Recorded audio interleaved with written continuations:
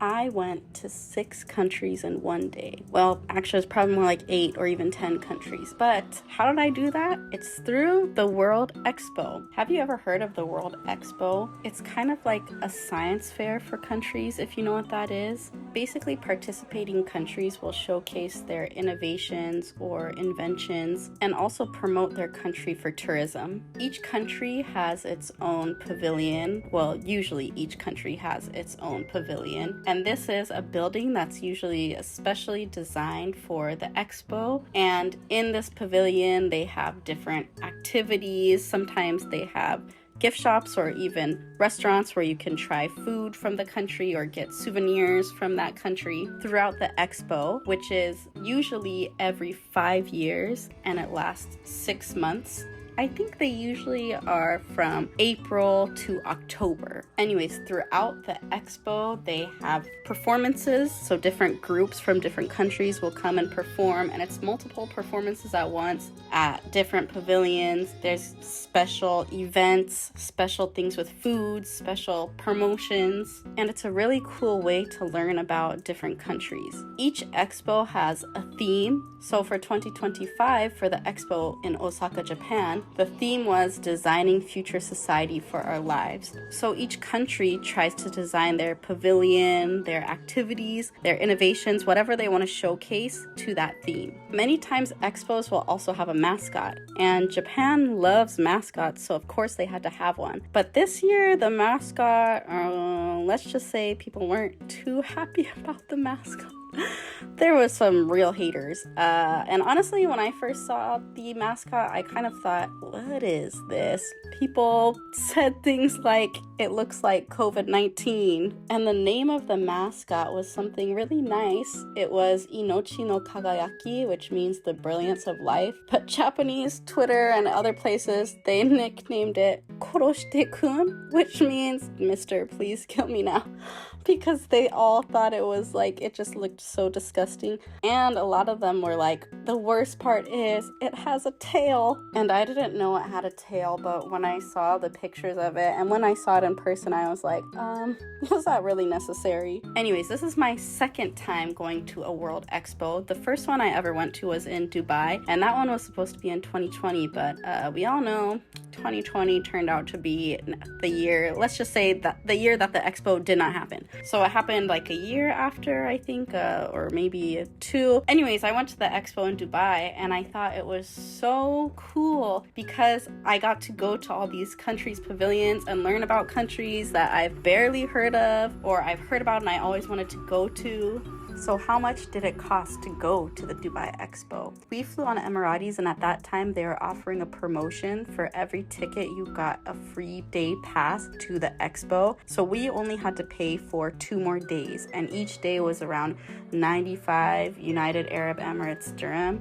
So that was around $26 per person. So we really didn't spend that much money to go. My favorite part of the expo in Dubai was actually the Saudi Arabia pavilion. It was so hot and dry in Dubai when we went to the expo. We went in March, and maybe that's when the weather is not that hot, but to me it was pretty hot. So anyways, the Saudi Arabia pavilion, it had a lot of things to do with water. So the outside of the pavilion, they had this water circle, and it was so nice because you could kind of jump through it and you would get all soaking wet and cool down, and then 5 minutes later you would dry off. But they had just so many cool things. One of my favorite things was this. It was this water panel, so if you press these buttons, it would make water, the patterns show up in the water. So if you look, I chose a few patterns. One of them is the seal or the emblem of Saudi Arabia. I don't know, I just thought it was so cool that they had this kind of stuff, these interactive activities that you could do. My other favorite pavilion at the Dubai Expo was Switzerland, and sadly I didn't really take that many good videos, but Switzerland was cool because they designed it to be like you're walking up a mountain. And so when you start at the base of the mountain, the environment mimicked what it would be like at the base of the mountain. And as you climbed higher and higher, it got like foggier, it got a little bit cooler. They had some plants that maybe you would see higher up on the mountain, and that one was just so cool. I love that because it was a very immersive experience, and it really made me want to go to Switzerland. Oh wait, I forgot to say something about the Saudi Arabia pavilion. So their pavilion was really cool because first of all, it was really big. But that doesn't always make it cool. Anyways, it led you through different regions of Saudi Arabia, and it was just so cool to experience these, to kind of see what the country is like. It made me want to go to Saudi Arabia because it showed me what I could see there. Like I said before, there's a lot of food from all the different countries that are participating at the expo. And when I went in 2022, I think I said 2021 earlier, but I looked in my photos, it was in 2022. So when I went to the expo in 2022, I did eat a lot, but also not that much. I don't know. Why did I do that? We also went to the Turkmenistan pavilion and ate food there, and that was so good. It was veal and vegetables and rice.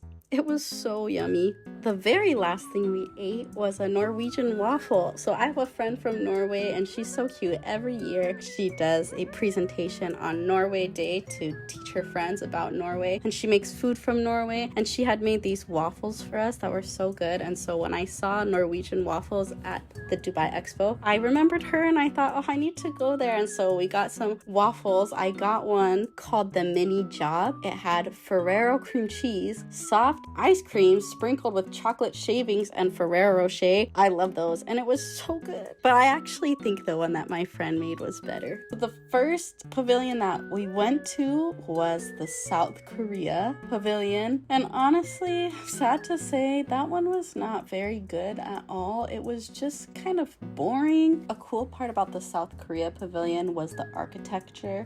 So the outside of the building had a bunch of cubes that moved. Part of the pavilion was it was a tour, so you walked through and you walked up on the roof and you could see all of the other pavilions. That was pretty cool. Another part was a presentation where you laid down and you would watch it on the ceiling. They also had a presentation, and that presentation was cool. There were a lot of dancers who were doing traditional and modern dances. Another one that was very underwhelming was the USA Pavilion. Their big selling point was that they had a moving conveyor belt walkway. So you didn't really have to walk through. You just stood on the conveyor belt and it took you through all the different rooms. The USA Pavilion was big and it showed a lot of different things, but it was like, oh, here's the space race, here's the Statue of Liberty, here's a rocket takeoff. So that one was underwhelming to me. Other cool things about the expo was that it was just this big, huge space, and there was play places for kids. There was a lot of sitting down places. There was a lot of restaurants. The bathrooms, all the bathrooms were really nice. They all had bidets and they were very clean. And even though there were thousands of people there, I never had to wait in line for the bathroom. Other pavilions we went to were Poland, Chile. We went to Ukraine, and Ukraine was nice because at that time, that was when the war had just started, and people were writing notes of encouragement to Ukraine and putting them all over the walls. That was really nice to see. We also went to the Myanmar pavilion. That one was cool because it was like a little mini museum. They had a lot of artifacts, a lot of photos, a lot of textiles. This pavilion did a good job of showcasing the natural resources of Myanmar and their handicrafts, and it made me want to go back to Myanmar. There were also random little little buildings, like we went into one for Pepsi and Lay's. That was kind of cool. We went to some of the Polynesian islands. We went to Tonga and Samoa. We also went to the Marshall Islands Pavilion. They had a lot of really cool artifacts and crafts. We also went to the Nicaragua Pavilion. We went to the Morocco Pavilion, part of the room where it showed things about the ocean, where you would walk, the projector would show your footsteps after you walked, kind of like in the sand. You could interact with part of the walls, and it would show you different history or things about the weather in Morocco, and I thought that was really cool and really interesting, just this visual way to interact. The Morocco Pavilion also had this big hallway of all these different plants and herbs and powders and descriptions of how they're used. That one was really cool. I wish I could stay in there for a long time and just read about those.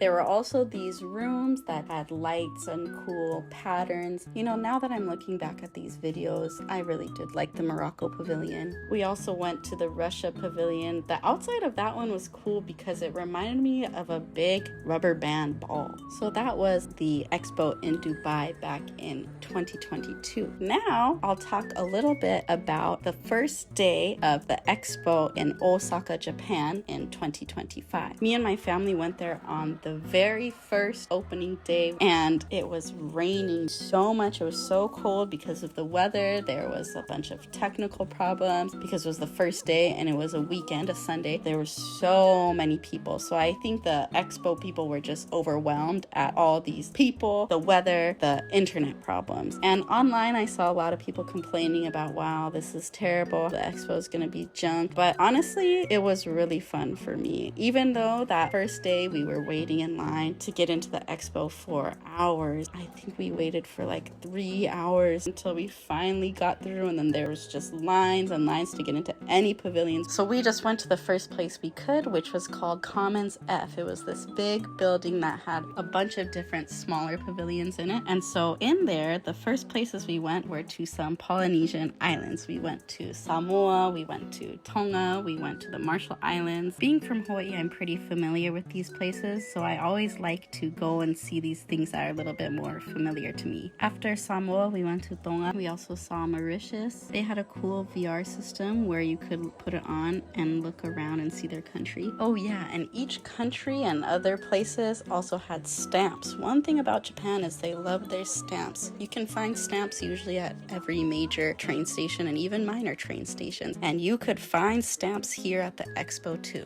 So that was the first day at the expo. We were tired and wet, so we went back home and we rested and we got ready to go again the next day. And I'll talk about that more in the next video. So thank you so much for watching this one. I know it was a little bit longer, but thank you so much for watching. I appreciate all of you. Thank you for watching Culture Note.